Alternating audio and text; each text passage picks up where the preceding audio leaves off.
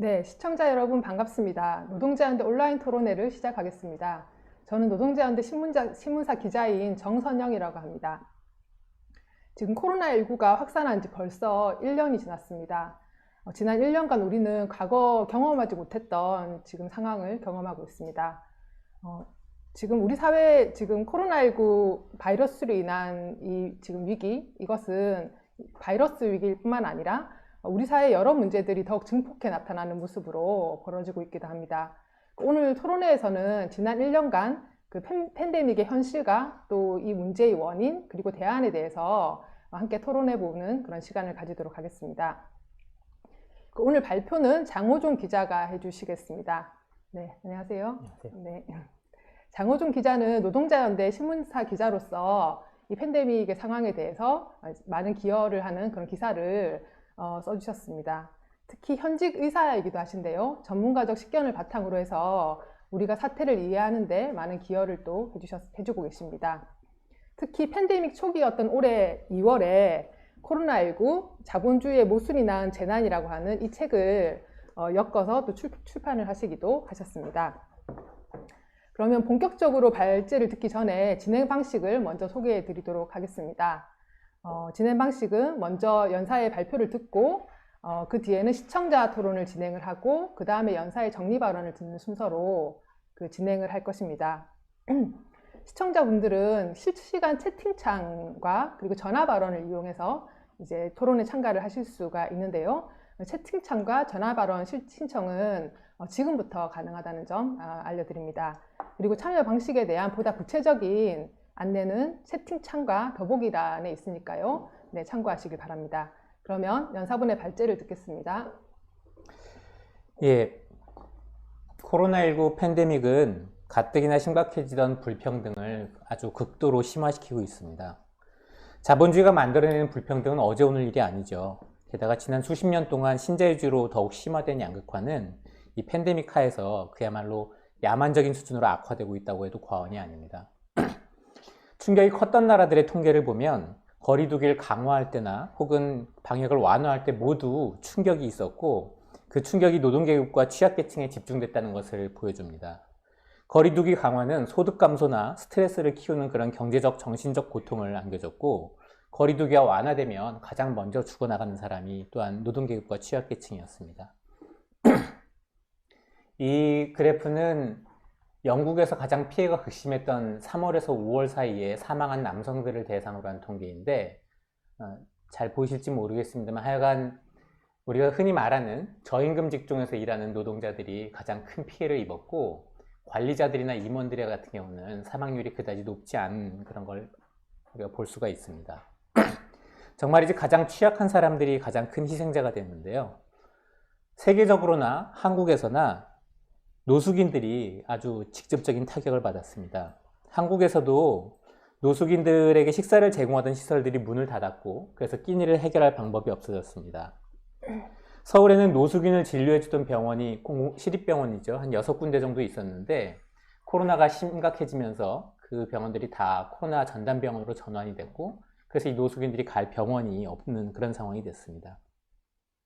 사회 최하층으로 내몰린 이들에게 지금은 전쟁보다도 못한 상황일 것입니다. 노인들을 얘기하지 않을 수가 없는데 유럽의 경우에 가난한 노인들이 요양원에서 정말 속절없이 죽어나갔습니다. 일부 요양원에서는 공포에 질린 직원들이 다 도망쳐서 몇 주 만에 노인들이 숨진 채 발견되는 일들도 있었죠.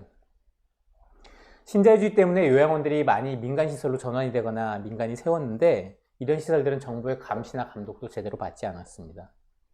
한국에서도 요양원과 요양병원들, 요양시설에서 피해가 속출하고 있습니다. 이분들이 굉장히 면역력이 떨어지고 취약한 상태인데다가 따닥따닥 붙어있고 사실 요양병원이라는 이름이 붙어있긴 하지만 평소에 감염관리 같은 게 잘 되지 않는 시설들이기 때문에 그렇죠. 그런데 이런 병원들에서 지금 확진자가 생기니까 정부가 이른바 코호트 격리라는 걸 하고 있습니다. 다 한 군데 몰아놓고 나오지 못하게 한 다음에 관리를 하겠다는 건데 사실 그 안에는 감염돼 있지 않은 사람들도 있다는 걸 고려하면 상당히 잔인한 조처라고 할 수 있죠. 이 노인들이 갈 곳이 없고 무엇보다도 이 노인들을 보낼 병실이 없다는 이유로 이런 조처를 취하고 있는데 과연 정부가 이런 조처를 다른 시설들 혹은 부유층이 많이 이용하는 시설에도 적용할 수 있을지 의문입니다. 아이들이 다니는 학교를 만약에 이런 조처를 취했다고 생각해 보십시오. 이 나라가 그리고 전 세계 정부들이 노인들을 어떻게 대하는지 잘 보여주는 사례라고 생각을 합니다. 팬데믹하에서 일하는 일들은 오늘날 보통의 여성들을 옥죄고 있는 굴레가 더욱 강화되는 그런 결과를 낳기도 했습니다. 팬데믹하에서 여성은 병원, 선별진료소 등 팬데믹의 최전선에서 두터운 1차 방어벽 구실을 해왔다. 이건 자본주의 국제경제기구인 세계은행이 인정한 진술입니다. 그들의 지금 홈페이지에 들어가 보면 이런 표현이 나와 있는 걸 볼 수가 있죠. 보육이나 양육, 요양, 장애인 지원 등 이른바 돌봄 노동으로 불리는 일들도 마찬가지입니다. 그런데 팬데믹으로 돌봄 시설의 운영이 중단되자 연쇄효과가 나타났습니다. 취약계층은 돌봄을 받을 수가 없었고 주로 여성들로 이루어졌던 돌봄 노동자들은 갑자기 실직에 준하는 상태가 됐습니다. 올해 초에 학교 비정규직 노동자들이 그랬고 지금 방과후 교사들이 겪고 있는 일이기도 합니다. 돌봄 노동이 중단되면서 그 부담이 가정으로 돌아왔습니다. 여성들의 가사노동과 특히 양육 부담이 커졌습니다. 기억하신 분들이 많을 것 같아요. 아이나 노인을 돌볼 여력이 없는 노동계급 가정 내에서 크고 작은 사고가 이어졌습니다. 가뜩이나 낮은 출산율이 급감한 것도 여성들이 팬데믹하에서 느끼는 부담이 얼마나 큰지를 잘 보여줍니다. 청년 실업도 크게 늘었는데요. 이거는 그 통계청이 매달 발표하는 자료 중에 확장 실업률이라는 자료가 있습니다. 기존의 실업률 통계가 취업 준비 중인 청년들의 수를 제대로 반영하지 못한다고 해서 그중 일부를 반영한 건데 올해 아주 급증한 것을 확인을 할 수가 있죠.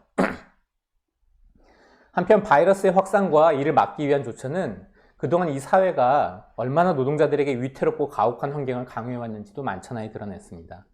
동시에 노동자들이야말로 우리 사회를 움직이게 해온 사람들이라는 사실도 드러났습니다. 수많은 비정규직 노동자들은 업무가 중단되면서 소득절벽에 내몰렸고 언제 다시 일자리를 얻을 수 있을지 기약도 없이 지금 기다리고 있는 상태입니다. 자본가들이 물론 하나같이 해고라는 방식만 선택한 것은 아니었습니다. 일부 자본가들은 팬데믹이 끝난 뒤 혹은 팬데믹 와중에서도 사업을 유지하기 위해서 고용을 유지했지만 임금을 삭감하고 무급휴직을 강요하는 등 자신의 손실은 최소화하고 노동자들에게 그 고통을 떠넘겼죠. 이거는 한국의 사회동향 2020이라는 자료에 나온 그 그래프인데요. 보시다시피 비정규직 일자리가 많이 줄어든 것을 확인을 할 수가 있습니다. 이거는 이 상용직과 임시일용직의 월평균 임금 총액 증감을 보여주는데 상용직 노동자들의 임금이 거의 정체하거나 일부 감소하는 것을 볼 수가 있죠. 임시일용직 노동자들의 임금이 상당히 오른 것으로 나오는데 이거는 임시일용직 노동자들 중에서도 저소득층이 해고되면서 평균값이 올라가 버리는 결과입니다. 상용직 노동자들 같은 경우는 뭐 정액급여는 그대로 유지가 됐겠지만 초과급여나 특별급여, 각종 수당 이런 것들이 많이 삭감이 돼서 임금이 실질적으로 삭감된 경우가 굉장히 많다는 걸 또 보여줍니다. 쿠팡 물류센터에서 감염된 노동자들을 다들 기억을 하실 텐데요. 이 노동자들은 저임금 때문에 콜센터나 학교 돌봄 노동자들로 투잡을 뛰었고 그래서 감염 확산 때문에 이 물류센터가 폐쇄되면서 학교와 콜센터들도 폐쇄되는 일들이 벌어졌습니다.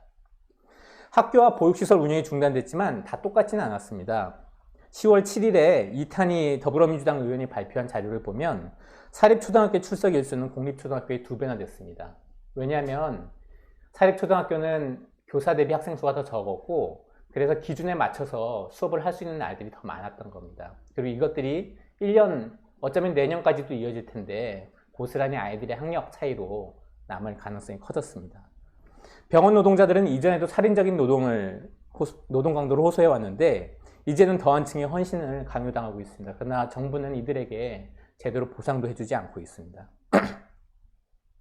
한편에서는 일자리를 잃는 노동자들이 쏟아진 반면에 택배 노동자들처럼 물류 운송을 담당한 노동자들은 살인적인 노동 강도 때문에 과로사에 시달리고 있습니다.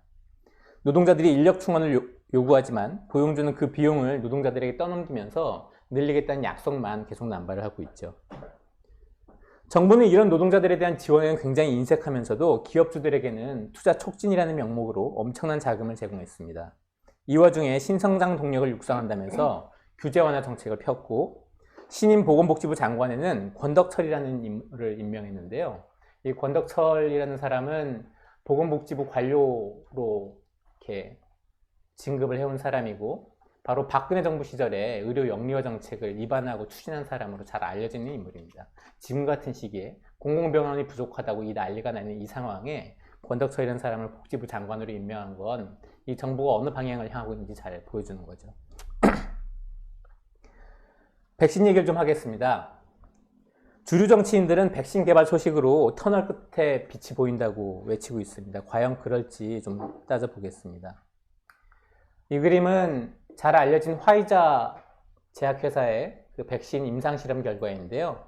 파란색이 백신을 맞은 사람이고 빨간색이 백신을 맞지 않은 사람입니다. 그리고 시간이 지나면서 코로나에 감염된 사람들의 기록을 이렇게 한 겁니다. 당연히 백신을 맞은 사람 쪽에서 훨씬 감염 확률이 떨어진다는 걸 알 수가 있고, 그래서 효과가 95%니 뭐 94%니 하는 그런 얘기가 나오는 거죠. 이 백신들이 충분히 빨리 사람들에게 보급이 되고, 그리고 제약회사들이 기대하는 것처럼 효과가 충분하다면, 예를 들어서 6개월 이상, 1년 이상 유지가 된다면 정말로 팬데믹을 끝낼 수 있을지도 모르겠습니다. 하지만 아직 약점도 많이 있습니다. 이 백신은 증상을 완화시키긴 해도 감염을 막는지는 불확실합니다. 저기에 기록된 사람들은, 그래프에 남은 사람들은 그 사람들을 실험한 사람들을 다 일일이 찾아가서 검체를 채취했고 한 것이 아니라 백신을 맞은 이후에 증상이 있으면 와라. 그래서 온 사람들을 대상으로 체크를 한 겁니다. 그러니까 분명히 감염됐지만 증상이 없는 사람들은 이 통계에 취합되지 않았을 것이고, 또 약간 복잡한 얘기긴 하지만 폐에 병이 진행이 되는 건 막지만 코나 입 같은 데 상기도에 감염이 되는 걸 막지는 못하는 것으로 알려져 있습니다. 이런 감염을 막는 효과도 있는지에 대해서 화이자사는 검증을 하지 않았고요. 따라서 모릅니다. 모더나사는 극소수에서 효과가 있는 것 같다고 보고를 했습니다. 아스트라제네카는 감염을 막는 효과는 확실히 없다고 그렇게 발표를 했습니다. 따라서 백신이 아주 효과가 좋고 그야말로 지금 뭐 쓰이기 시작한 지 얼마 안 돼서 효과를 잘 모릅니다. 그렇고 약속을 지킨다 하더라도 충분히 백신이 빨리 보급되지 않는다면 올겨울 내내 확진자가 크게 늘 거고 따라서 사망자도 크게 늘어날 겁니다. 백신이 얼마나 효과를 낼지는 지켜볼 일이죠. 게다가 백신의 안전성도 자꾸 의심을 받고 있습니다. 너무 단기간 내에 개발이 되다 보니까 그런 겁니다. 그래서 코로나를 두고 정부가 거짓말을 하거나 방역에 실패한 나라들에서는 사람들이 백신을 맞지 않으려는 움직임도 있습니다. 이걸 설득하는 일은 만만한 일이 아니겠죠. 해결되지 않은 난점들에도 불구하고 백신 개발 자체는 사실 굉장히 놀라운 일입니다.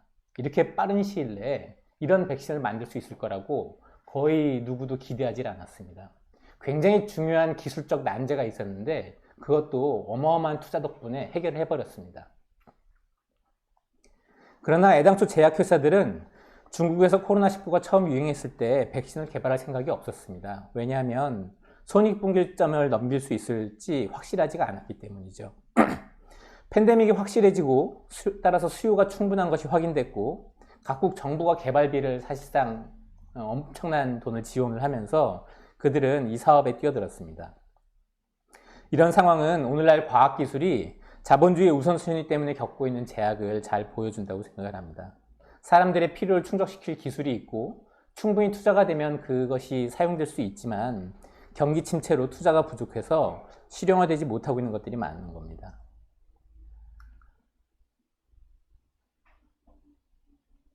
이 그림은 이 백신들을 각 나라들이 지금 확보하고 있는 양을 이제 그림으로 표현한 건데요. 사실상 미국과 유럽연합 등 주요 선진국들이 백신의 대부분을 차지하고 있다는 것을 알 수가 있습니다.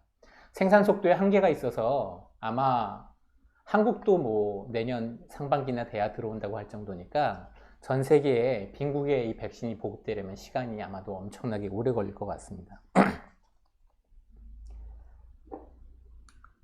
이 그림은 코로나 백신에 투입된 자금 규모를 보여주는데요. 보시다시피 공적 자금이 굉장히 많이 투입이 됐습니다. 그리고 민간 자금이라고 되어 있는 것들도 공적 자금인 경우들이 많고요. 어쨌든 이렇게 많은 돈이 백신 개발에 투입됐지만 이 백신을 개발한 제약회사들은 그 백신을 각국 정부에 팔아서 또 엄청난 이윤을 거둡니다. 정말이지 탐욕이 지배하는 체제라고 하지 않을 수가 없습니다. 코로나 팬데믹의 대처 문제를 봐도, 그리고 그 기원 문제를 봐도 자본주의가 어떻게 인류를 위험에 빠뜨리는지, 그리고 지배자들이 그 충격을 어떻게 빈곤층과 노동계급에 전가하는지 잘 보여줍니다. 이 점을 조금 자세히 살펴볼 텐데, 제가 시간 관계상 오늘 이 발표 시간에는 바이러스가 인간에게 감염되는 과정에 대해서는 자세히 말씀을 드리기가 어려울 것 같고, 잠시 뒤에 발표가 끝난 뒤에 노동자연대 웹사이트에 제가 준비했던 발표문 전문을 올릴 테니까 그 글을 참고하시길 바랍니다. 코로나19 팬데믹에 대한 각국 정부의 대응은 나라마다 차이가 좀 있었습니다. 처음에 중국에서 퍼졌을 때 중국 정부가 굉장히 강한 봉쇄 정책을 폈죠. 이 주요 서방 정부들은 중국 정부가 취한 조처를 보면서 전율을 하지 않을 수가 없었는데요. 왜냐하면 굉장히 세계화된 이 생산 체계에서 한 나라에서 그런 마비가 벌어지자 세계적 생산 사슬에 마비가 연쇄적으로 벌어졌기 때문입니다. 하지만 얼마 지나지 않아서 자신들도 비슷한 조처를 취하지 않을 수 없다는 걸 깨달았죠. 노동자들이 죽거나 건강이 크게 손상돼서 이윤의 원천인 노동력 자체를 잃을 수 있다는 그런 위협을 느꼈기 때문입니다. 그러나 각국 정부들의 대응도 개별 자본가들의 행동처럼 장기적 전망보다는 세계적 경쟁에서의 이 승리, 그리고 단기 이윤을 우선시하느라고 대응에 실패해버렸습니다. 팬데믹이 충분히 사그라들기도 전에 각국 정부는 도저히 참지 못하고 방역을 완화해버렸고, 그 덕분에 이 겨울 우리가 최악의 상황을 맞고 있죠. 트럼프는 이 중간에 아주 잠깐을 제외하고는 시종일관 코로나19를 무시했습니다. 이를 합리화하려고 온갖 이른바 과학적 견해라는 걸 갖다 썼지만 완전히 엉터리인 게 드러났고, 그래서 지배자들 사이에서도 불만과 조롱을 받았죠. 경제적 충격을 완화하겠다면서 기업들에게는 사실상 무제한의 재정 지원을 했지만 이 노동자들에게는 고작 한 차례 $1,200 정도의 재난지원금을 지급한 게 전부였습니다. 이런 형편없는 코로나 대응이 트럼프가 재선에 실패한 핵심 이유라고 생각을 합니다. 영국의 존슨 보수당 정부는 집단 면역 전략을 공언을 했었는데, 이거는 이 영국의 지배자들, 정부와 자본가들이 노동계급 노인들을 정말 빨리 치워버려야 할 짐으로나 여기고 있다는 것을 사람들에게 아주 노골적으로 드러낸 것이었습니다. 그래서 엄청난 대중의 공분을 샀고, 영국 노동자들은 세계에서 가장 빨리 백신이 도입됐음에도 불구하고 이 정부가 너무 성급히 백신을 도입해서 사고가 나지는 않을지 걱정을 하고 있다고 합니다. 브라질의 우익 대통령 보우소나루도 코로나19를 무시한 지배자 중에 하나였고, 가뜩이나 빈곤 인구가 많고 보건 인프라가 취약한 나라에서 어마어마한 사망자가 나왔습니다. 이처럼 코로나19의 타격을 가장 크게 받은 나라들 중에는 정부의 무능이 두드러진 곳들이 많았습니다. 그러나 정부가 만만치 않게 코로나19 방역에 나선 나라들에서도 기존의 빈곤과 신자유주의 때문에 보건 인프라들이 황폐해졌고, 그래서 커다란 피해를 본 나라들이 많습니다. 이탈리아나 스페인, 프랑스 같은 나라들이 그렇죠. 무엇보다 이 나라 정부들도 이윤 감소를 견딜 수 없어 하기는 마찬가지였습니다. 조기에 이 봉쇄 조치를 해제했고, 그래서 다시 사망자가 폭증하고 있습니다. 인도와 러시아도 어마어마한 사망자를 기록하고 있습니다. 중국 정부는 다른 나라 경우와 마찬가지로 역시 이 나라의 정부도 단기적 이윤을 우선시했지만 그들이 취한 방식은 완전히 달랐죠. 굉장히 권위주의적인 통제 방식을 썼고 사실상 이동을 완전히 가로막는 그런 조처를 취했는데요. 미국과의 경쟁 때문에 중국 지배자들은 권위주의적 통제를 더욱 쉽게 강화할 수가 있었습니다. 시진핑은 온갖 수단을 동원해서 애국주의 분위기를 만들어냈고, 이에 저항하는 사람들의 입에 재갈을 물리고 감옥에 가두기도 했습니다. 문재인 정부의 조처들도 상당히 권위주의적이었음을 지적해야겠는데요. 프랑스 일간지 르몽드가 이렇게 보도를 한 바가 있습니다. 한국의 방역은 마치 범죄 수사를 하는 것 같다. 이게 칭찬인지 비난인지 자국 정부를 향해서 따라하라는 것인지는 잘 모르겠지만 어쨌든 프랑스 언론의 눈에 보기에는 굉장히 놀라운 상황이었던 거죠. 여론조사에서도 감염되는 것보다 감염 사실이 알려지는 게 더 두렵다는 의견이 60%를 넘을 정도였습니다. 집회 금지 조처를 지금 정부가 계속 내리고 있고, 특히 서울과 수도권에서 그 조처가 강력한데, 사실 집회에서 많은 사람들이 감염됐다는 증거는 저는 본 적이 없습니다. 정부가 발표할 때에도 무슨 실내에서 이루어진 감염이나 이런 것들과 달리 그 구체적인 양상 같은 거를 별로 설명한 걸 들어본 적이 없어요. 그런데 뭐 예를 들어서 민주노총에서 집회를 한다 그러면은 한 2, 3m 간격으로 떨어져서 집회를 해도 그걸 무조건 못하게 막고 있으니 이 정부가 다른 의도를 갖고 있다고 볼 수밖에 없습니다. 반면에 공장과 사무실, 대중교통은 완전히 방역 사각지대에 방치되어 있죠. 마스크를 쓰고 알아서 하라는 게 고작입니다. 정부의 방역이 앞뒤가 맞지 않는다는 의구심은 지금 확진자가 증가하는 것으로서 증명이 되고 있고 1년 가까이 공공병원 같은 걸 준비를 하지 않은 것을 보면서 이 K방역 지지 여론이 폭락을 했습니다. 총선 직후에는 86%까지 올라갔던 K방역 지지율이 지금은 50%로 떨어졌습니다. 수도권에서는 수도권 전체가 그렇다고 말할 수는 없겠지만 취약계층을 중심으로 사실상 의료 분기가 시작되고 있다고 보는 게 맞습니다. 빈곤층 노인들이 그 1차 희생자가 되고 있죠. 재난지원금은 갈수록 인색해지지만 기업과 기업주들에 대한 지원은 여전히 막대합니다. 이들에게 지원된 자금이 부동산 시장으로 쏠리면서 집값이 폭등을 했습니다. 정부 여당 지도자들의 5만 원 언행은 냉소와 환멸을 낳고 있습니다. 요약하자면 코로나 팬데믹은 전 세계를 휩쓸었지만 모든 사람에게 똑같은 효과를 끼치지 않았습니다. 오히려 기존의 불평등은 심화됐고 이는 자본주의적 이윤 논리와 그 논리를 실제 정책으로 관철시키는 각국 정부들의 정책 때문에 벌어진 일입니다. 이윤이 아니라 인간의 필요를 위해서 운영되는 사회라면 이와는 완전히 다른 일들이 벌어졌을 것이라고 저는 생각을 합니다. 코로나19와 경제위기로 인해 노동계급이 겪고 있는 고통은 결코 자연현상이 아닙니다. 제가 아까 발표에서 좀 빼고 넘어갔는데 코로나 바이러스가 인간에게 감염된 과정조차 사회적, 정치적 맥락 속에서 벌어진 것입니다.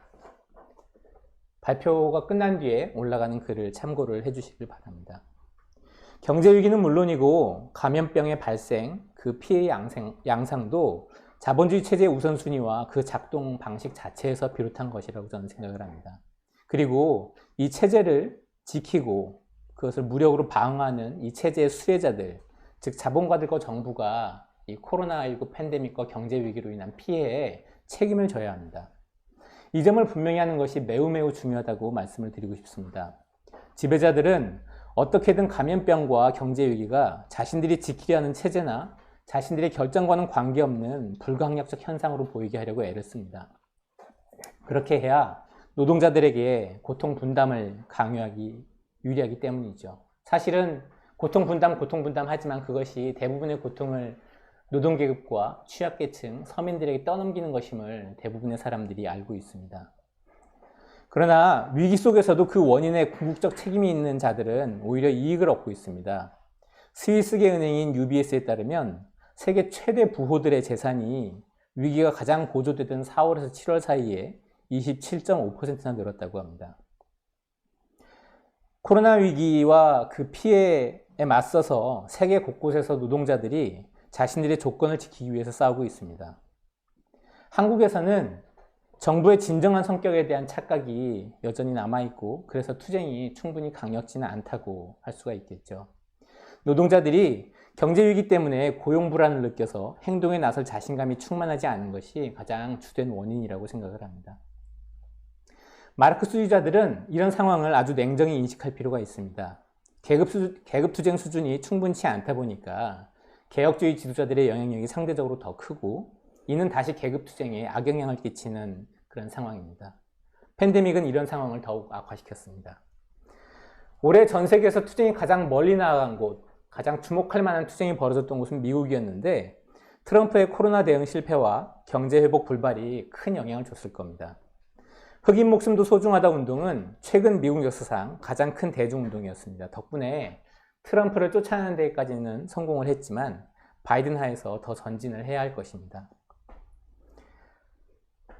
코로나가 찾아오기 전, 그러니까 팬데믹이 벌어지기 전이었던 지난해 2019년에 세계 곳곳에서는 이러저러한 반란들이 터져나왔습니다. 아주 인상적인 한 해였고 그런데 그 반란을 낳은 요인들은 해결되지 않은 채 올해를 맞았습니다. 그리고 팬데믹 하에서 이 엄청난 감염병 위험과 경제 추락 속에서 사실상 수면 아래에 가라앉아 있는 것처럼 보입니다. 그러나 그 수면 아래에서 양극화는 앞서 제가 말씀드렸던 것처럼 더욱 진행이 되고 있고 더욱 심화하고 있습니다. 팬데믹이 진정될지 여부, 언제 그럴지, 그리고 이후의 경제 상황, 그리고 무엇보다도 혁명적 좌파의 준비 정도 등이 이후 계급투쟁에 아주 중요한 영향을 끼칠 것입니다. 혁명적 사회주의자들은 어설픈 낙관을 해서도 안 되고 불필요한 비관도 피해야 합니다. 그러면서 미래를 준비해 나가야 할 것입니다. 행동이 충분치 않지만 노동자들의 불만이 누적되고 있고 적지 않은 청년들은 체제의 이 위기를 보면서 아주 근본적인 물음을 던지고 근본적인 대안을 찾고 있기도 합니다. 이들이 좌절하기보다는 제대로 된 대안을 만나도록 혁명가들의 조직을 성장시키는 것이 바로 우리의 과제일 거라고 생각을 합니다. 감사합니다. 네, 장호종 기자의 유익한 발제 아주 잘 들어봤습니다. 감사합니다. 그러면 이제부터는 앞서서 말씀드렸듯이 시청자 토론 시간입니다. 시청자 토론은 채팅창을 통해서나 또 전화 발언 신청을 통해서 하실 수 있습니다. 지금부터 하니까요. 많은 신청 부탁드립니다. 네, 그럼 지금 전화 발언 신청이 들어왔다고 하는데요. 바로 좀 연결을 하겠습니다. 네. 네, 안녕하세요. 네, 안녕하세요. 네, 네, 말씀해 네네. 주십시오. 예. 네, 저는 신정환이라고 합니다. 저는 앞서 이제 발제에서도 잠깐 얘기된 부분인데요. 저는 택배와 관련해서 좀 얘기를 하고 싶은데요. 이 팬데믹 시대는 이 비대면, 언택트 시대라고도 하는데요. 이 비대면 시대에 이 필수 서비스 중 하나가 바로 택배라고 생각합니다. 그래서 아마 코로나19 이후에 택배 이용률이 많이 늘었다는 것을 모두 체감을 하실 건데요. 그런데 이 택배업계는 이 코로나19로 특수를 누리고 있는 반면에 여기에 종사하는 노동자들은 이 늘어난 물량을 감당하지 못해서 쓰러져 가고 있습니다. 그래서 올해만 안타깝게도 15명의 택배 노동자들이 과로사를 했는데요. 이 택배 노동자들은 일주일에 6일간 무려 71시간을 넘게 일을 합니다. 하루에 12시간 일을 하는 꼴인데요. 그래서 제가 이 노동자들의 장시간 노동을 한번 좀 직접 체험하고자 한 달 전에 한진택배 이천 여주 터미널을 방문해서 동행 취재한 바가 있습니다. 이 취재기는 노동자연대 웹사이트에 올라가 있는데요. 근데 정말 아침 7시부터 밤 9시 넘어서까지 쉴 틈 없이 노동자들은 일을 해야 그날 물건을 모두 배송을 완료를 할 수 있었습니다. 그리고 이 시간 동안 노동자들은 제대로 된 식사나 휴식도 할 수가 없었어요. 근데 이들이 이렇게 장시간 노동의 굴레에서 벗어나지 못하는 것은 바로 저임금과 인력 부족 때문입니다. 특히 저임금도 또한 문제인데요. 이 택배 노동자들의 월 순소득은 이 시급 대비 최저임금에도 미치지 못합니다. 그런데 택배사들과 정부는 이 기업 이윤을 확대하고 보호하는 데만 혈안이 돼서 인력 충원과 임금 인상 요구를 냉정하게 외면하면서 이 노동자들의 과로사를 방치하고 있습니다. 그러나 문제는 돈이 없어서가 아닙니다. 이 올해 3분기까지 택배업계 상위 3개 회사인 CJ, 한진, 롯데 등 재벌 택배 회사들의 영업이익은 지난해 대비 각각 14, 25, 40%씩이나 늘었습니다. 이 돈을 노동자들을 위해서는 쓰지 않는 것이죠. 이 택배 노동자들의 과로사 문제가 사회 문제로 심각해지자 그제서야 택배사들과 정부는 인력 충원을 하겠다라고 약속을 했지만 이조차도 아직까지 제대로 지키고 있지 않습니다. 심지어 택배사들은 이 늘어나는 인력 비용을 노동자들에게 떠넘기려고까지 하고 있고요. 문재인 정부도 말뿐입니다. 코로나 극복의 주역으로 의료진과 함께 택배기사를 문재인이 직접 뽑았는데 그러나 실질적인 알맹이 있는 대책은 하나도 내놓지 않고 약속을 지키지 않는 택배사들에 대한 규제도 하지 않고 있습니다. 제가 그래서 최근에 또 거리두기가 강화되면서 택배 물량이 더 늘어났다고 하는데요.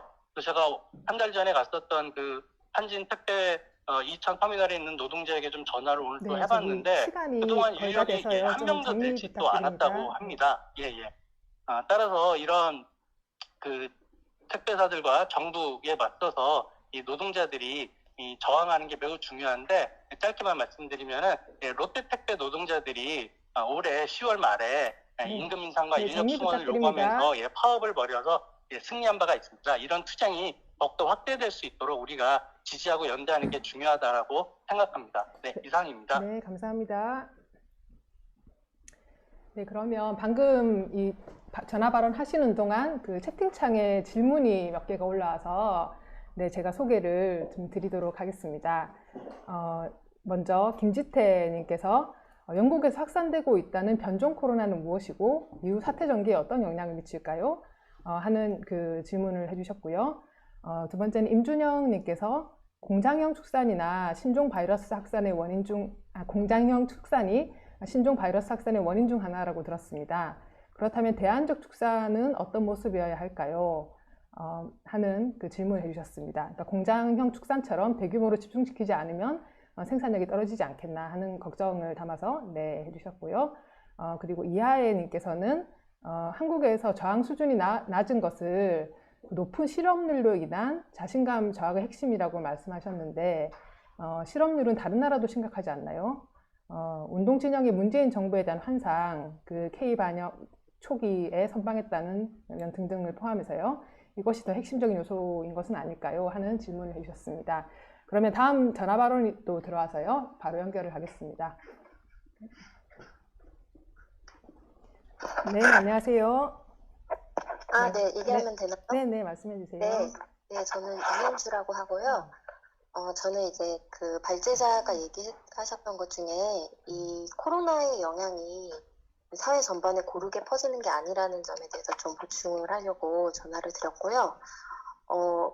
무엇보다 이런 이제 그 코로나의 파괴적 영향이라고 하는 것이 이 자본주의 사회의 불평등과 이 차별의 현실을 반영하고 있다라는 거에 대해서 몇 가지 이제 좀 사례들을 이야기를 하고 싶은데요. 아까 이제 고용과 소득이 이 노동자들의 고용과 소득이 전반적으로 악화했다는 점에 대해서 이제 발제자가 얘기를 해주셨는데 최근에 이런 그 통계들을 보면은 그 고용 감소가 가장 큰 계층이 바로 이 여성과 20대 이하와 임시직 근로자에서 그 가장 높은 것으로 나타났고요.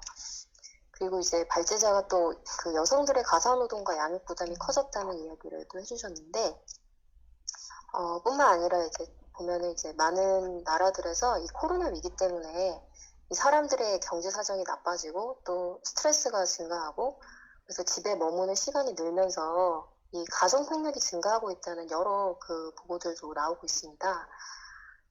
물론 이제 한국의 경우에는 워낙 이 가정 폭력 신고율이 낮기 때문에 그 신고율에서 이면 어떤 증감을 보여주지는 않는다고 할지라도 이 가정 폭력이 늘 가능성은 충분히 예상이 된다고 할 수가 있고요.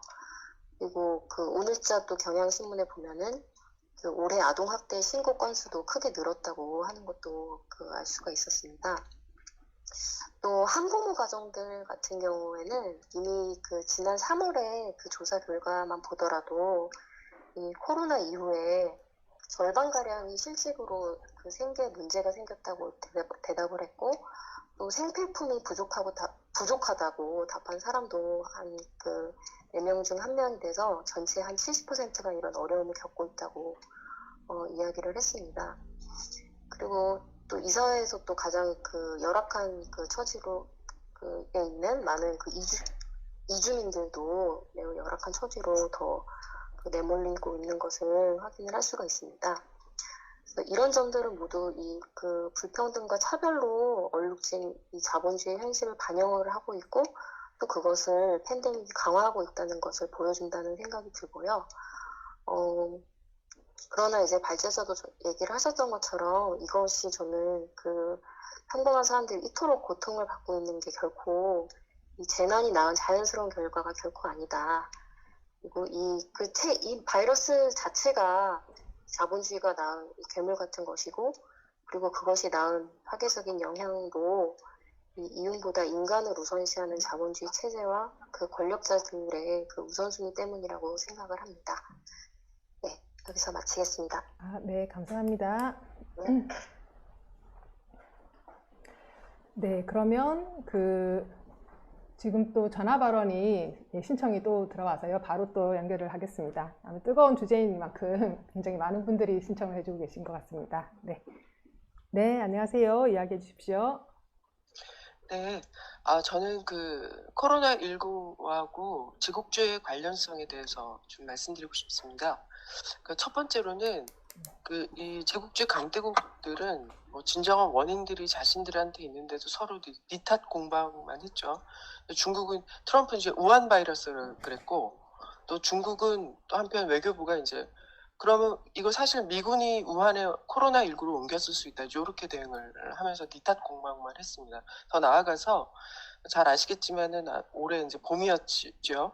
남중국해를 둘러싼 미국과 중국 사이의 군사적 갈등이 더 고조되는 그런 계기가 되기도 했었습니다. 그 항공모함 내척에서 환자가 발생해가지고 항구에 이제 정박해 있었는데, 그 틈에 중국군이 이제 항공모함을 남중국해로 보냈고, 미국도 이제 강습 상륙함에 굉장히 유사시에 파견되는 전략 자산인데 이게 남중국해로 파견되는 일이 있었죠. 그래서 진정으로 저는 제국주야말로 코로나19 바이러스 같은 전염병이 창궐하는 그런 배경이다라고 저는 생각을 합니다. 왜냐하면은 제국주 강대국들은 지금 이제 백신 다량을 많은 백신을 확보를 했죠. 근데 이제 이게 자기 나라 국민들 3번 주사 맞을 수 있는 약인데, 이게 그 자기 나라 국민들 끔찍하게 사랑해서는 아닌 것 같습니다. 이게 집단 면역이라는 잔인한 부주의라고 할 수 있는 걸로 일관을 했었던 그들이니까요. 어쨌든 이런 것들은 결국은 확보하지 못한 가난한 사람들은 죽어도 난 모르겠다라는 거를 뜻하는 것이죠. 그래서 이제 옥스팜 얘기로는 70여 개 국가들한테 가는 양을 이제 보면은 가난한 나라 국민들의 10%만 접종이 되는 이런 것이라고 할 수 있는데, 사실 이거는 지적재산권이라는 문제를 건드리지 않을 수가 없는 거죠. 제3세계 다양한 생물 자원을 해적질해서 약 만들고, 근데 가난한 사람들 시험 삼아서 임상 실험하고, 이번에도 프랑스 과학자 2명에게 망발을 하기도 했었는데, 그리고 그 약의 안전성이 어느 정도 입증되면 또 비싸게 팔고 또 복제도 못하게 하는. 그래서 중국이 이번에 이제 그 세계 최대 자유무역 협정 만들었잖아요. 거기 지적재산권은 가장 업그레이드된 최신의 악독한 방식으로 된 거거든요. 그러니까 중국도 이제 마찬가지라는 거죠. 그렇게 보자면 과거 사실 제국주의는 전염병 확산에 줄 책임이 있습니다. 빈곤, 기아, 질병의 책임이 있는데, 아시다시피 이제 스페인 독감의 경우에도 전 세계 사망자 60%가 인도 서부 펀잡에서 나왔는데, 그게 영국 그 군 수송선들의 승무원이 매개였고, 이때 영국이 이제 인도에서 식량을 징발하면서 사람들이 굶어 죽으면서, 그러면서 이제 이게 확산된 거고, 사실 현재 아프리카 같은 경우도 케냐가 정말 큰 나라잖아요. 근데 이 나라에 중증 환자 담당할 수 있는 전문적인 간호사가 200명밖에 되지 않습니다. 그 다음에 스페인 독감의 주요 해결사였던 그 비누 있잖아요. 나이팅게일이 제안했다고 하는. 그거조차는 여기에는 언감생심이에요. 손 씻기가 대안이 될 수가 없어요. 왜? 손 씻을 물이 없으니까. 먹을 물을 사려면 먹을 거를 줄여야 하는, 그게 지금 아프리카의 현실입니다. 근데 아프리카가 왜 굶주림에 만연했냐? 19세기까지는 다우메이 제국이나 뭐 말리 제국, 송가이 제국까지 쭉 이어졌던 그런 제국들의 문화 수준이 높았고, 소금, 금 이런 교역 무역을 유럽하고 동등한 위치에서 했던 나라인데, 1차 세계대전 직전부터 아프리카를 더 거덜냈던 거는 바로 제국주의죠. 따라서 저는 이런 그 제국주야말로 전염병 창궐의 어떤 그 기본적인 공기가도 역할을 하는 것이고, 우애와 협동, 진정한 인류애를 발휘할 수 있는 것은 자본주의 체제에서는 불가능하다. 더더군다나 문재인 같은 네, 경우는 지금 지금 시간이 생물 다해서요. 예, 정리 다양성 종이 부탁드립니다. 줄어들 이런 중요한데, 인도네시아에서 석탄 화력 빠져서 수출하면 하겠다고 하면서 그 나라들의 생물 자원이 아주 중요한 약을 개발하는데 17%가 거기 있다 그러거든요. 그 나라들의 환경을 파괴하는 데 기여하고 있는 문재인이 이런 문제들을 해결할 수 있는 어떤 K방역의 모델이 되는 거는 그건 넌센스라고 생각합니다. 이상입니다. 네, 고맙습니다. 네, 그러면은 지금 또 다른 분이 발언 신청을 해주셨는데요. 그 사이에 올라온 의견 하나 읽고 바로 통화 연결을 하겠습니다. 한 분, 강철구 님이 이런 의견 올려주셨는데요. 오늘 정부가 이제 수도권 5인 이상 따옴표 사적 모임을 금지하는 것을 발표한 점에 대해서 정말 기만적이다 하고 비판하는 글을 올려주셨습니다. 정부의 책임을 개인들의 사적 만남 탓으로 돌리는 것이기도 하고, 공장과 사무실, 교통수단에서 밀집을 유지할 수밖에 없는 상황을 내버려 두고는 사적 모임만 금지하는 것입니다. 그래서 한국 자본주의가 수출 대기업에 의존하고 있고, 제조업 비중이 높아서 생산 타격을 우려하고 있는 이제 그런 점을 보여준다고 하는 점을 비판하는 글을 올려주셨습니다. 그러면은 바로 전화 통화 또 연결하겠습니다. 네, 안녕하세요. 네, 안녕하세요. 네, 발언해 주십시오. 예, 저는 그 대리운전 노동자입니다. 코로나19 확산으로 2.5단계 거리두기가 시행되면서 대리운전 노동자들은 최저임금에 불과한 수입마저 절반 이하로 줄어들었습니다. 12월은 원래 대리운전 성수기라서 평소에는 한 6콜 정도를 운행할 수가 있는데 현재는 2콜 정도를 할 수 있을 뿐입니다. 수입은 줄었지만 업체들은 이전처럼 산학금을 꼬박꼬박 받아가고 있는 상황입니다. 그리고 밤 9시 이후 업선의 취식이 금지되고 대부분 문을 닫기 때문에 거리에서 겨울바람을 견디며 대기를 해야 합니다. 더 힘든 것은 기다려도 코를 잡을 수 있을지 모른다는 것과 또 이런 날들이 언제 끝날지도 모른다는 이런 불안입니다. 정부가 지원금도 지급하고 고용보험과 산재보험도 적용하고 필수 노동자로 분류해 지원 대책도 마련한다고 떠들어댔지만 정부의 대책은 매우 불충분합니다. 이미 하기로 했었던 것 그리고 당연히 해야 될 사항을 가져다가 생색을 내는 데 불과합니다. 정부의 대책 중에서 긴급고용지원금은 50만 원씩 4개월만 지급되었고 그 지급 절차와 기준이 대단히 까다로워서 20만 명이라고 추산되는 대리운전 노동자 중에서 고작 한 10% 정도만 이를 받을 수가 있었는데요. 이번에는 그마저도 예산이 적다는 이유로 직종에서 제외된 상황입니다. 정부는 또한 얼마 전 통과된 특고 3법을 자화자찬하면서 내년 7월 1일부터 특고 노동자들에게 고용보험이 적용된다고 하고 있지만 산재특례 14개 직종만 해당되고 그 외 직종과 전속성이 낮은 대리운전 노동자 등은 22년 이후로 그 시행이 미뤄졌습니다. 대리운전 노동자들은 계약서를 쓰지 않고 일하는 경우가 비일비재한데요. 계약을 체결하려는 조건이 법안에 들어가 있어서 업체들이 이를 악용할 수 있는 여지도 있습니다. 산재보험과 관련해서도 많은 특수고용직들을 산재보험에서 배제시켜온 적용제의 규정과 전속성 기준을 정부가 폐지한다고 했지만 여전히 적용제의 조항을 남겨놓고 있어서 업체들이 이를 악용해서 빠져나갈 수도 있을 것 같습니다. 특수고용 노동자가 받을 수 있도록 노조법 2조를 개정해서 노동기본권을 보장하라고 요구해 왔는데요. 근데 문재인 정부는 오히려 노동법을 개혁해놓고 179만 명에 달하는 플랫폼 노동자들을 노동법에서 배제하는 플랫폼 종사자 보호를 위한 법을 제정하겠다고 합니다. 플랫폼 기업에게 노동법 취해법권 특혜를 주겠다는 거죠.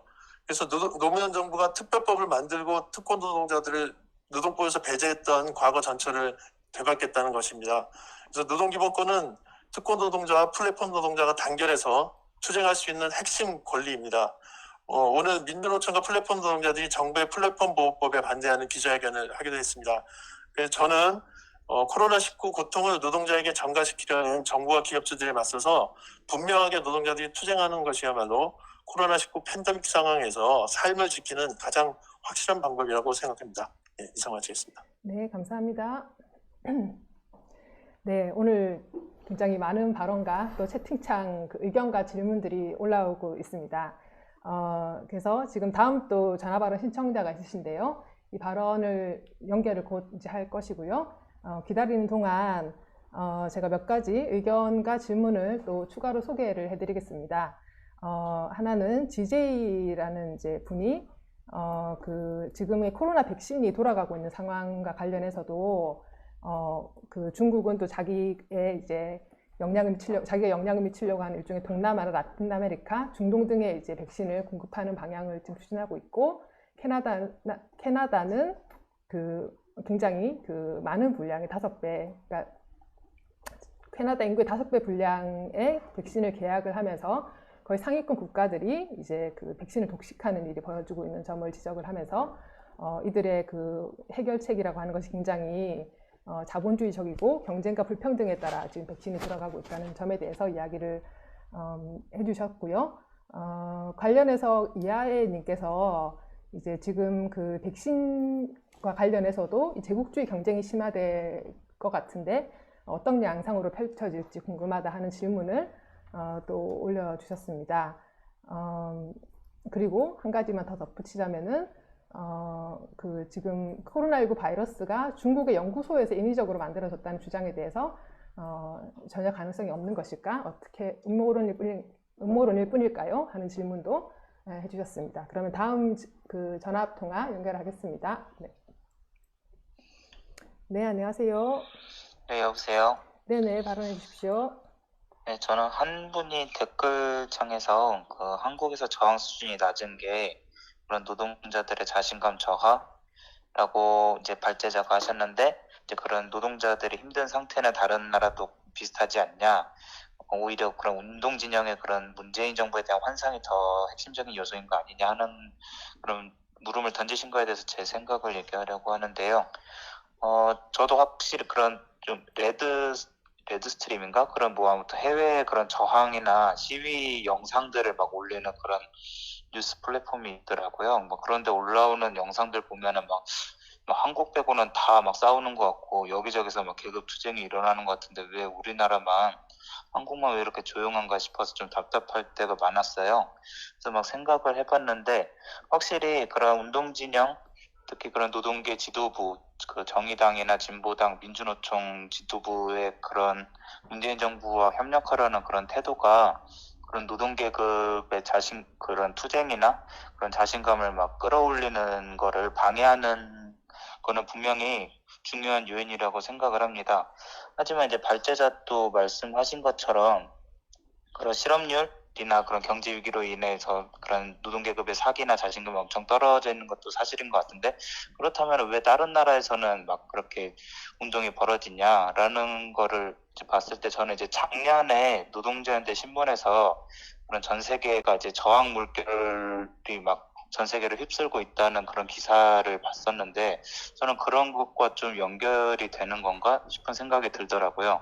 그러니까 코로나 때문에 일시적으로 그런 작년까지 막 세계를 휩쓸던 저항 물결이 잠깐 일시정지되긴 했지만 그래도 사람들이 그 정부 각국의 정부들이 너무 코로나 대응을 엉망으로 하고 그리고 그런 경제 위기의 고통을 노동계급에게 전가하는 거 이제 막 견디다 못해서 프랑스도 그렇고 아니면 남미 여러 나라들에서도 엄청 많이 싸우고 미국은 특히나 그런 코로나 대응과 경제위기 고통전가 수준이 극심해서 많은 사람들이 저항에 나선 것 같아요. 근데 한국은 그 2016년 박근혜 퇴진 촛불 이후로는 이렇다게 막 거대한 무슨 운동이라고 할 게 벌어지지 않았고 물론 이제 그거는 그런 개혁주의적인 노동계 지도부들의 영향도 있는 것 같은데 아무튼 그렇게 좀 싸우지 않는 상태가 좀 몇 년 동안 지속이 되면서 이렇게 코로나 상황에서 특히 그런 게 더 그런 사기 저하나 자신감이 떨어지는 게 더 커지지 않았나? 그런 점이 이제 좀 투쟁이 벌어지고 있는 다른 나라들과는 차이가 있는 것 아닐까 하는 생각이 들었습니다. 이상입니다. 네, 고맙습니다. 네. 제가 또 다음 전화 발언을 곧 연결을 할 텐데요. 그 사이에 그 채팅창에 나온 그 의견과 질문을 또 조금 더 소개를 해드리겠습니다. 하나는 방금 발언하신 분의 그 쟁점이 같은 거라 좀 묶어서 같이 이야기를 드리면요. 네, 정확하게 리오 뭐라고 이제 하시는 분이 지금 계급 투쟁의 상황과 관련해서 지금 상황을 기층에서는 투쟁에 나설 태세가 되어 있는데 지도부가 배신적이어서 운동이 벌어지지 않는다는 식으로 묘사할 수는 없는 것 같다 하는 이제 그 이야기를 해주셨고요. 당장은 생계의 걱정인 상황에서 투쟁에 나서기 어려운 조건이 있는 것 같다. 이런 것 때문에 코로나가 종식이 되면 일시적으로라도 반짝 경기 회복이 되면서 오히려 그 투쟁이 벌어지지 않을까 하는 그런 이제 의견을 남겨주셨습니다. 그리고 또 이제 그 대중교통으로 매일 왕복 4시간 거리를 출퇴근하는 중인 사무직 노동자라고 하는 나유정님께서 또 의견을 남겨주셨는데요. 네, 잠시만요. 지금 이제 3단계에서 그 민간 기업도 필수 인력 외에는 재택근무를 권고하라고 하는데요. 그런데 권고라고 하는 것은 결국 그 고용주들의 재량이라는 뜻입니다. 그 필수 인력이라는 단어도 매우 모호하고요. 재택근무에 대해서는 어떻게 바라봐야 할까요? 생산직, 사무직, 서비스직 등 어느 부분에서 일하느냐에 따라서 재택근무에 대한 입장이 갈릴 것 같은데 어떻게 보면 좋을지요 하는 또 질문과 의견을 남겨주셨습니다. 네, 그럼 다음 분 또 연결하도록 하겠습니다. 네, 안녕하세요. 발언해 네네. 주십시오. 네. 예, 저는 울산에서 활동하는 김지태라고 하고요. 문재인 정부가 지금 계속해서 방역 실패 책임을 개인들한테 이제 전가하고 있는데, 이런 게 이제 보니까 사업주들의 어떤 개별 작업장에서 사업주들의 어떤 책임 전가 이런 것도 좀 강화하는 그런 모양새가 있는 것 같습니다. 최근에 현대차와 현대중공업에서도 이제 종종 확진자들이 이제 생기고 있는데, 근데 최근에 낸 인사 지침 같은 걸 보면은 이 회사들은 몇 가지 사람 많은 곳에 가지 말아라, 아니면 수도권 가지 말아라 하는 식의 어떤 그런 지침을 내놓고서는 이걸 어기면은 인사 조치를 하겠다고 그렇게 엄포를 놓고 있습니다. 이것도 이제 개인들에게 책임을 전가하는 거죠.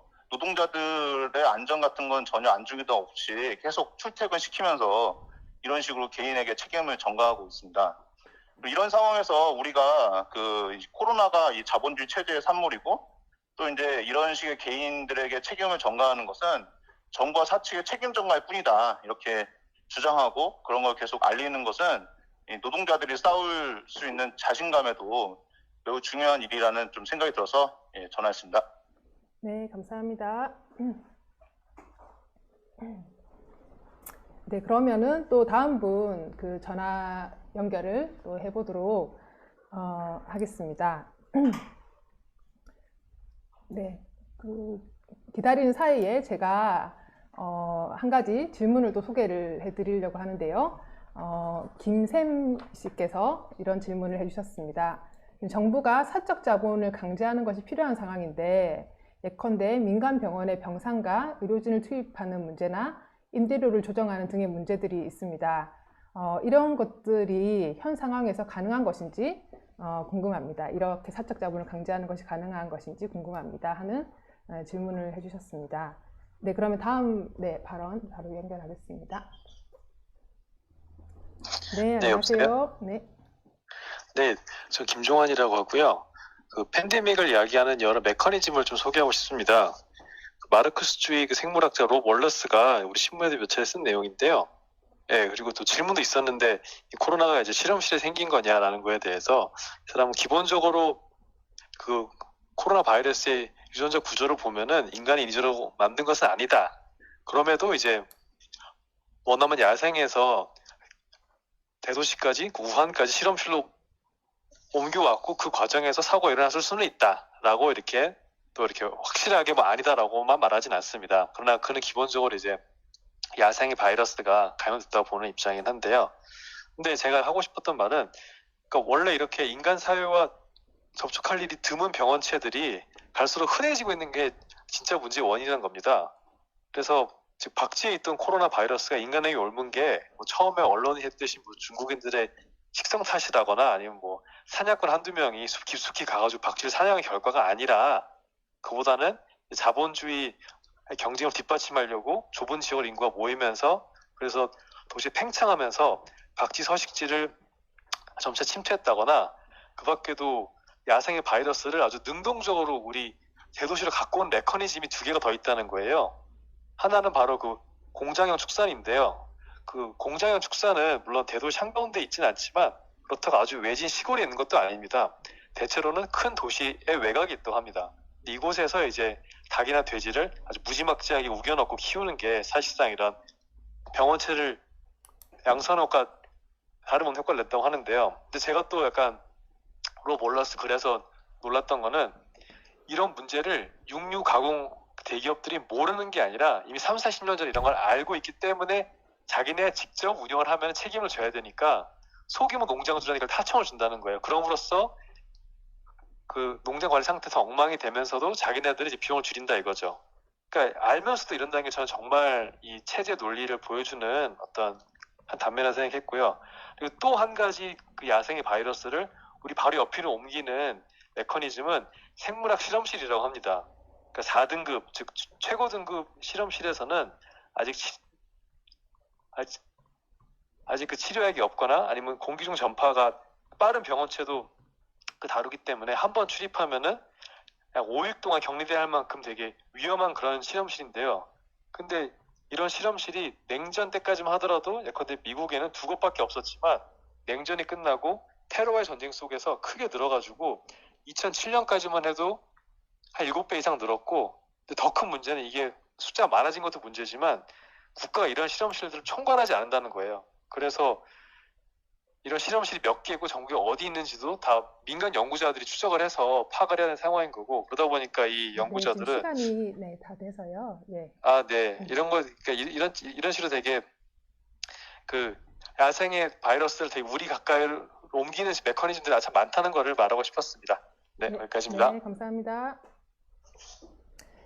네, 그러면 그 다음 전화 발언을 또 연결하는 동안 제가 채팅창에 나온 그 의견들을 좀 소개를 드리고 이제 마지막 전화 발언을 듣는 것으로 하겠습니다.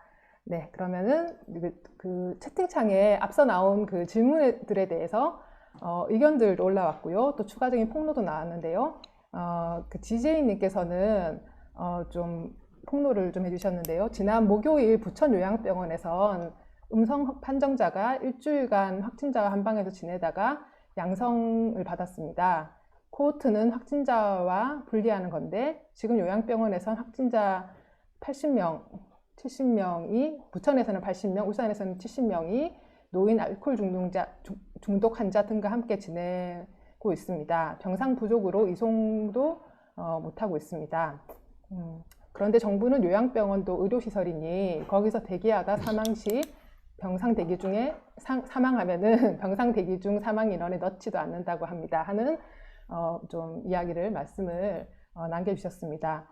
그리고 김재원님께서는 아까 이제 김샘 씨가 하셨던 그 질문과 관련해서 정부가 민간 병원 자본의 눈치를 보느라 그런 이제 강제로 사적 자본을 동원하는 조처를 적극적으로 취하지 않고 있다는 점에 대해서 비판을 해주셨습니다.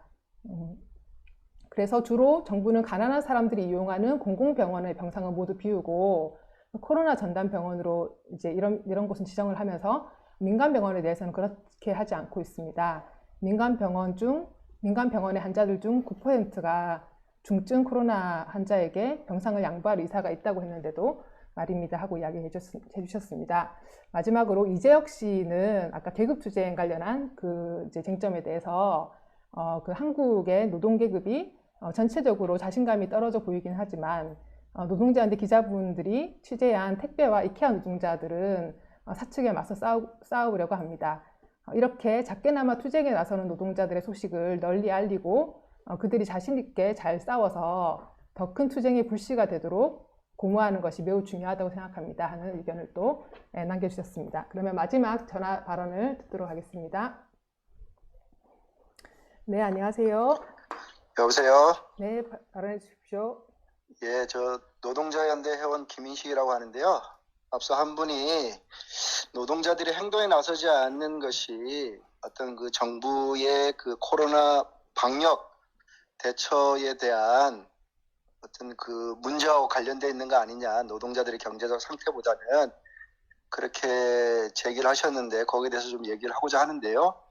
실제 뭐 지난 상반기 동안에 정부의 K 방역이 뭐 대중의 지지를 받은 건 사실이지만 그러나 얼마 전에 통계청에서 발표한 사회동향 2025에 따르면은 정부 방역, 이 코로나 방역에 대한 부정적 평가도 굉장히 꾸준히 증가를 해가지고 문재인 정부에 대한 부정평가 중에 3위를 차지할 정도로 이 부분에 대한 대중의 인식도 좀 바뀌고 있어요. 무엇보다 또 문재인 정부 지지율도 많이 하락했고요. 그럼에도 불구하고 왜 노동계급 대중 중에 일부는 싸우지만 대다수 노동계급은 행동에 나서지 않을까라고 하는 물음을 우리가 던져볼 필요가 있을 것 같아요. 확실히 노동계급의 행동에 영향을 미치는 요소에는 의식이 있지만 더 근본적으로는 우리가 이 경제적 조건을 좀 살펴봐야 된다고 생각합니다. 올해 투쟁한 노동자 부문을 이렇게 보면 택배하고 돌봄이 좀 두드러졌는데 이들이 다른 부분보다 어떤 K방역의 실체를 더 잘 알아서 싸운 건 아니거든요. 오히려 이 부분의 특징은 코로나 특수를 누린 부문이라는 거예요. 반면에 전반적으로는 코로나로 인해서 경제가 더 악화돼 고용 불안과 실업이 증대가 됐고 바로 이 점 때문에 어떤 노동계급의 상당 부분이 행동할 자신감이 충분치 않았다고 봅니다. 이 점에 대해서는 발제자가 지적한 부분에서 동의를 하는 거고요. 제가 보기에는 이런 노동자들이 다시 행동에 나서려면은 어쨌든 순환적일지라도 경제 상황이 좀 호전될 필요가 있다라는 것이죠. 아마 그때까지는 아마도 개혁주의 지도자들의 비중이 상대적으로 크게 보인다라는 뭐 발제자들의 지적은 저도 동의를 하고요. 마지막으로 1930년대 초에 트로츠키가 독일 노동자 운동을 보면서 이 전철기와 기차라는 비유를 들었는데요. 전철기는 뭐 이 철로 위치를 바꾸는 기계입니다. 다시 말해서 독일 노동운동의 상황은 전철기를 바꾸면 기차가 혁명적 전진을 할 수도 있는 그런 상황이었다라는 것이죠. 물론 우리나라 노동운동도 전철기 문제가 분명히 있지만 그러나 동시에 우리는 또 기차 자체, 다시 말해서 노동자 운동이라고 하는 그 자체, 노동계급의 상태 그 자체도 좀 봐야 되는데 개혁주의 지도자들의 정치가 확실히 문제가 되고 있고 상황을 꼬이게 하는 점은 분명하고 우리가 그 점에 대해서는 날카롭게 지적도 해야 되지만 노동계급 자신의 어떤 상태에 대해서도 좀 냉정하게 봐야 한다는 점, 이 점에 대한 또 발제자의 강조에 대해서 저도 좀 동의를 하는 바입니다. 이상입니다. 네, 감사합니다. 네. 네, 그러면 아까 제가 김재원님의 이제 채팅창 글을 소개해 드렸던 것 중에 약간 오해되게 잘못 전달한 것이 있어서 조금 바로잡으면요. 아까 민간 병원 중에 9%가 이걸 양보할 의사가 있다는, 코로나 환자에게 병상을 양보할 의사가 있다는 것이 아니라 민간 병원 입원해 있는 중증 환자들 중에 9%가 코로나 환자들에게 병상을 양보할 의사가 있다 하고 올려주셨던 건데 제가 좀 잘못 읽었던 것을 정정을 하겠습니다. 네, 그러면 이제 토론을 이것으로 마치고 정리 발언을 이제 들어야 될 텐데요. 굉장히 많은 쟁점들이 나와서 어쨌든 좀 이따가 그 정리 발언을 듣도록 하고요. 네, 제가 좀 그 전에 몇 가지 공지 말씀을 드리도록 하겠습니다. 먼저 첫 번째로 노동자연대 신문에 대해서 소개를 해드리려고 하는데요. 노동자연대 신문은 이런 코로나19 팬데믹뿐만 아니라 굉장히 중요한 정치적 또 경제적 사회적 쟁점들 그리고 노동자 투쟁의 소식들을 이제 혁명적 관점에서 다루고 있는 신문입니다. 그래서 알림이를 설치하시면은 이제 빠짐없이 웹사이트에 올라오는 기사들을 이제 받아보실 수 있으시고요. 또 정기구독을 신청을 하시면은 종이 신문으로 또 이제 신문을 또 받아보실 수가 있습니다. 이 정기구독 신청 방법은 채팅창과 노동자연대 웹사이트에서 이제 좀 더 확인하실 수가 있습니다. 그리고 이제 다음 주와 다다음 주에도 노동자연대 온라인 토론회가 열립니다. 다음 주 12월 28일 월요일에 마르크스주의 관점으로 본 검찰개혁이라고 하는 주제로 김문성 노동자연대 기자께서 이제 발표를 해주실 계획이고요. 그 다음 주 1월 4일에는 자본주의와 민주주의와 관련한 쟁점으로 또 토론을 할 계획입니다. 보다 자세한 내용은 추가로 알려드릴 계획입니다. 이 토론들에도 많은 참여와 관심 부탁드립니다. 그리고 마지막으로 노동자연대 유튜브 채널 노동자연대 TV에 좋아요와 구독 신청하는 거 다들 알고 계시죠? 여러분들이 좋아요와 구독을 신청해 주시면 더 많은 사람들이 노동자연대 TV의 채널의 영상을 볼 수가 있습니다.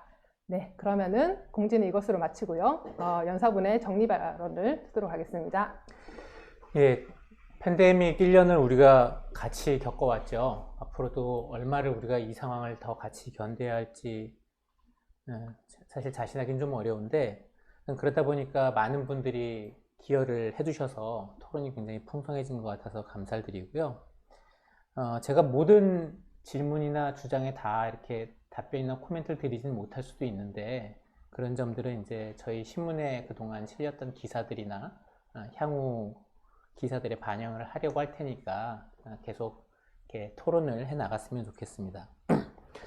먼저 코로나 바이러스와 관련해서 어제 오늘 사이에 지금 가장 뜨거운 이슈는 세계적으로는요, 영국의 변종 코로나 바이러스인데요.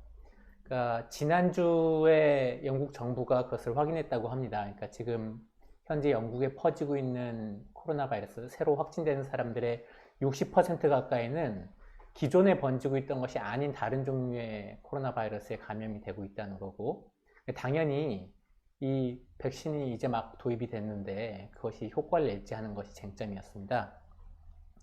지금까지 영국 정부가 알아낸 바로는 새로운 변종 코로나 바이러스는 기존에 비해서 감염력이 70% 정도 강하고 재생산 지수라고 하죠. 옮아가는 그 비율, 그게 0.4, 그러니까 40% 정도 더 높다고 해요.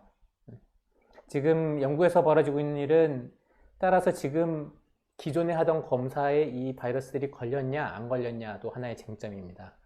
다시 말해서 검사에서 음성으로 나왔지만 양성으로 감염돼서 돌아다니고 있는 사람들이 있을 수 있다는 얘기고요. 따라서 점검을 해보자는 그런 상황이에요. 물론 이제 이 DNA 검사라는 게 좀 여러 군데를 다 검사하다 보니까, 바이러스의 여러 부분을 검사하다 보니까 한 군데에 변이가 생겼다고 해서 놓쳤을 가능성이 크지는 않지만 그런 것들을 점검해야 한다는 얘기가 있고요.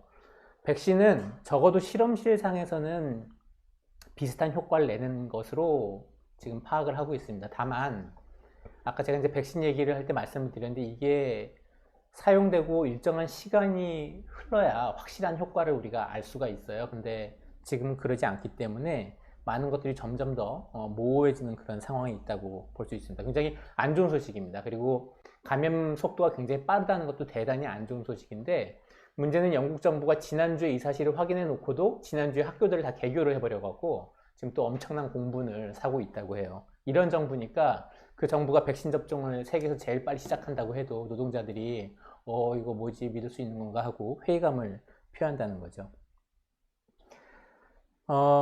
한국 노동자들의 저항 수준에 대해서는 다른 동지들께서 많이 기여를 해주셨고, 제가 간단하게만 덧붙이자면은, 그러니까 노동자들의 경험 때문에 그 무슨 경제 위기가 찾아올 때에 자신이 겪을 수 있는 문제, 그리고 지금 정부나 사용자들이 가하고 있는 공격의 양상, 이런 것들이 다 노동자들에겐 저는 영향을 준다고 봐요. 다시 말해서 그냥 다 해고해버리고 이런 식이라기보다는 뭐 함께 견디자, 말로만 그러지만 하면서 일자리는 유지하고 임금은 일부 삭감하도록 하고 또 정규직에게 일부 양보하도록 하고 하여간 이런 조처들을 취하니까 이런 것들의 임금 같은 그런 노동 조건 같은 거에 다 일일이 맞서 싸우기 굉장히 불안해지는, 이거에 맞싸웠다가 수출 중심적인 경제에 악영향을 끼치고 그게 일자리 문제로 돌아오면 어쩌나 하는 그런 걱정들이 상당히 클 거라고 생각을 합니다. 민간 병원의 병상을 동원 가능하냐고 한 분이 계셨는데, 어제 실제로 그렇게 동원령을 내렸죠. 문재인 정부가. 그러니까 원래 감염병 예방법에 그것이 명시되어 있지는 않았었는데, 지난 2, 3월에 대구의 경험을 하면서 법을 개정을 했습니다. 그래서 7월에 통과된 법에 명시가 됐고요. 그런 위기 상황에서 정부가 동원 명령을 내릴 수 있도록 그렇게 되어 있습니다. 문제는 이 병원들이 정부가 명령하면 그냥 들을까 하는 문제는 남아 있습니다. 어떤 병원장들은 굉장히 노골적으로 그럴 수도 있고요. 뭐 눈치 보여서 많이 그러진 못할 텐데, 일부 병원에서는 소극적으로 그럴 수가 있습니다. 우리 중환자실이 꽉 차 있고 다 중환자다, 어떻게 내보냐 이러고 버티면 정부가 어떻게 하기 어려운 그런 상황도 있을 수 있다는 거죠. 미리 준비하지 않았고 미리 그런 계획, 체계 같은 걸 수립해 놓지 않았기 때문에 아마 민간 병원들이 실제로 이것을 이행하도록 하는 데는 시간이 걸릴 거고, 시간이 걸린다는 뜻은 그 사이에 또 사망자가 생길 수 있다는 것을 뜻하기도 합니다. 지금 상급 종합병원의 1%를 동원하라고 정부가 명령을 내렸는데 그 병상이 한 400병상 정도 돼요. 그러니까 충분하지는 않습니다. 더 확보해야 할 필요가 있고요. 아까 이제 한 분이 민간 병원의 병상이 뭐 얼만큼 가능할까 이런 얘기도 해주셨던 것 같은데, 중환자실이 한 9% 정도는, 대형 병원의 중환자실 9% 정도는 당장은 급하지는 않은 그런 환자들이라고 해요. 그러니까 일정을 잡아서 수술을 해갖고 수술 뒤에 입원하는 이런 상태라고 하니까 그런 수술들을 미루고 가능한 연기하고 한다면 그 병상들을 충분히 사용할 수 있는 거죠. 하지만 저는 민간 병원을 동원하는 문제가 지금 굉장히 급한 문제이긴 한데, 어쨌든 더 근본적인 문제는 정부가 공공병원을 늘려오지 않은 것 때문에 지금 이러지도 저러지도 못하는 그런 상황에 놓여 있다, 이런 점을 좀 집중해서 비판을 하고 싶습니다. 바이러스가 인공으로 만들어진 거냐? 그러니까 뭐 바이러스를 인공적으로 조작해내는 게 불가능하진 않다고 해요. 불가능하진 않은데, 근데 이제 이게 인공적으로 조작했다고 주장하는 일부 과학자들이 제시하는 근거들, 그것들을 다른 과학자들이 검토해 본 결과는 이건 좀 이런 점에서 논리적으로 맞지가 않다, 이런 점에서 근거가 부족하다 하는 그런 얘기들 때문에 어쨌든 꽤 이렇게 공인되거나 학자들의 지지를 많이 받는 그런 주장이 있지는 않은 것 같아요. 그보다는 이런 아주 특별하고 예외적인 어떤 상황을 우리가 가정하지 않더라도 바이러스가 그런 수준으로 변이를 일으켰을 가능성이 충분히 있고, 그런 것들이 확산되기 좋은 조건들이 이미 갖춰져 왔다는 게 핵심이라는 거죠. 따라서 그것이 연구소발이든 뭐 자연에서 생긴 것이든 간에 사람에게 전염되기 쉬운 조건이 만들어져 왔고, 그 조건은 그냥 자연 상태 그것이 아니라 인간의 사회활동의 결과로서 만들어진, 그리고 로볼러스의 주장에 따르자면 자본의 순환 경로에 따라서 만들어진 그런 전염 경로라고 그렇게 얘기를 한다는 거죠. 백신 경쟁이 제국주의적 경쟁에 어떤 영향을 줄까, 어떤 양상을 띨까, 사실 잘은 모르겠어요. 왜냐하면은 일단 지금 이 백신 공급은 굉장히 제국주의적 논리에 따라서 이 강대국들이 거의 다 독점하다시피 되고 있긴 한데, 이거를 문제 제기하는 지배자들이 별로 없습니다. 자기들끼리는 이게 일정한 룰로 지금 확립이 돼 있는 거죠. 그래서 왜 그걸 독점하느냐 이렇게 얘기하는 지배자들은 별로 없고, 그걸 좀 빨리 좀 달라 하는 그런 지배자들이 많은 그런 상태죠. 3단계로 전환했을 때 필수 인력 권고가 좀 말이 안 되지 않냐 하는 제기도 있으셨는데, 맞습니다. 그러니까 정확히 뭐라고 되어 있냐면은 민간 기업도 필수 인력을 빼고는 다 재택근무하는 걸 권고한다. 필수 인력이란 정의가 구체적으로 되어 있지 않아요. 아주 모호하게 그냥 필수한 뭐 관리 등의 임무라고 되어 있는데, 사측이 마음대로 정할 수가 있을 거고요. 물론 다 그냥 마음대로 하진 못할 테니까 지금 정부가 걱정이 돼갖고 3단계로 못 가고 있는 것 같은데, 다만 아마도 여기저기서 다 자신들을 필수 인력으로 정해달라고 요구를 할 겁니다. 뭐 마트 사업주들은 마트는 필수 사업장이다 그래갖고, 왜냐면 생필품을 공급해야 되니까 여기는 필수 업무로 지정해달라고 요구를 하고 있고, 다른 곳에서도 비슷한 요구들이 있을 수가 있는 거죠. 재택근무는 그 한국도 그렇고 해외 통계를 보더라도 전체 노동자들 중에서 재택근무를 할 수 있는 수는 그다지 많은 비중 차지하지는 않습니다. 일단 공장 노동자들은 재택근무를 할 수가 없죠. 불가능한 일인 거고요. 사무직 노동자들 중에서도, 그리고 서비스직 노동자들 중에서도 상당수는 재택근무는 불가능합니다. 대면 업무를 하는 노동자들 재택근무를 할 수가 없죠. 어떻게 재택근무를 할 수가 있었으면 왜 나와서 일을 했겠어요? 하여간 일단 대상 자체가 되게 적은 데다가 재택근무에 가장 적합할 것 같은 IT 노동자들을 대상으로 한 설문조사가 있었어요. 저기 미국의 마이크로소프트 직원들을 대상으로 조사를 한 바가 있는데 거의 그 응답이 다 욕 수준이었습니다. 왜냐면은 집에서 일을 한다는 게 뭐 해보신 분들 아시겠지만 시작과 끝이 불분명하고요. 휴식 시간이 정해져 있지 않고요. 사사건건 간섭을 받고요. 분명히 하기 어려운 노동량을 그냥 막 때려 넣듯이 하고요. 그리고 아이가 집에 있기라도 하면 거의 재앙입니다. 이런 사람들은 거의 일을 갈면서 재택근무는 제발 하지 않게 해달라고 그렇게 하는 답변도 봤어요. 물론 일부 노동자들 같은 경우는 재택근무가 받아들일 수도 있고 오히려 더 수월하다고 느낄 수 있는데, 그게 전체 노동자들에게 적용될 수 있는 그런 상황은 아니라고 생각을 합니다. 한 분이 대안적 축사는 어떤 걸까? 공장형 축산이 아니면은 고기가 많이 부족해지지 않을까, 이제 이런 얘기를 하셨는데, 제 생각에는 일단은 이 공장형 축산의 문제를 보면 모르겠어요. 이게 자본주의에서 다른 방식으로 바꿀 수가 있을까 하는 그런 의문이 좀 듭니다. 그러니까 아까 그 전화통화로 한 분도 말씀을 해주셨는데, 이런 공장형 축산이 낳는 문제를 자본가들이 모르는 것이 아니고 거기서 얼마나 많은 문제들이 생기는지를 아는데, 이들은 그동안 전혀 다른 해결 방식들을 취해왔어요. 예를 들어서 항생제를 막 살포한다든가, 아니면은 새로운 항생제를 만든다거나, 아니면은 뭐 유전자를 조작해서 병에 안 걸리게 하겠다든가, 하여간 혹은 도저히 이게 안 될 것 같으니까 그분도 말씀하셨던 것처럼 그 농장을 저기 남미, 라틴 아메리카의 그 브라질 아마존 밀림 속에 만든다거나, 혹은 굉장히 드넓은 평원에 그냥 이주를 시켜버린다거나, 규제가 완화된 곳들을 찾아서 말이죠. 그런 방식으로 옮기고 있기 때문에 어쨌든 이런 방식에서 비용이 굉장히 절약되고 그래서 생산성이 높은 곳의 효과를 자본가들이 누리고 있고 이 자본가들이 다 합의해서 어느 날 갑자기 공장 축산을 포기한다 이런 것들을 우리가 상상할 수 없는 한은 그냥 사라질 거라고 기대하기는 어렵죠. 대안적 축산은 당연히 이런 감염병의 위험뿐만 아니라 보통 사람들의 영양을 고려한 그런 축산이 되어야 할 겁니다. 그래서 뭐 소고기를 막 엄청 세일즈하기 위해서 그 엄청난 또 사료를 만들어내 갖고 그거를 먹이고 하는 이런 일들보다는 좀 더 자연에 가까운 방식, 뭐 소도 기르고 하고 무엇보다도 만약에 우리가 전혀 다른 원리에 따라서 운영되는 사회라면 그렇게 도시와 농촌이 칼같이 분리되어 있고 그렇게 되지 않을 수도 있는 거죠. 그렇게 되면은 생산량이 감소하지 않겠냐?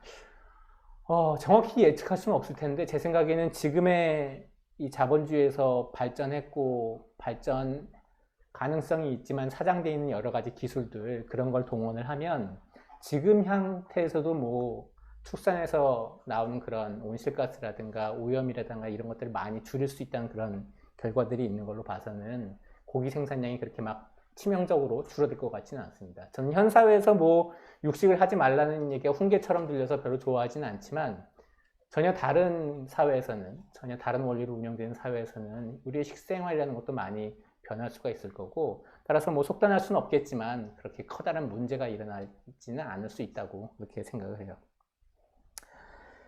예, 제가 뭐 오늘 다 답을 드리지는 못했을 수도 있는데 뭐 저한테 개인적으로 물어보셔도 좋고요. 저희 신문에 실린 기사나 이런 것들을 좀 토론을 계속 이어가도 좋을 것 같습니다. 예, 감사합니다. 네, 오늘 제가 다 소개해드리지 못했을 정도로 많은 그 의견들이 또 채팅방에 올라왔습니다. 오늘 굉장히 알차게 그 또 발표를 해주시고 발표와 정리 발언을 해주시고 또 이제 청중 토론도 아주 활발하게 채워주신 모든 분들께 매우 감사드립니다. 네, 지금 코로나 확산세가 굉장히 우려스러울 정도로 지금 진행이 되고 있습니다. 아무쪼록 시청자분들도 모두 건강하시고요. 다음에 건강한 모습으로 뵙겠습니다. 오늘 이렇게 토론회를 마치겠습니다. 감사합니다.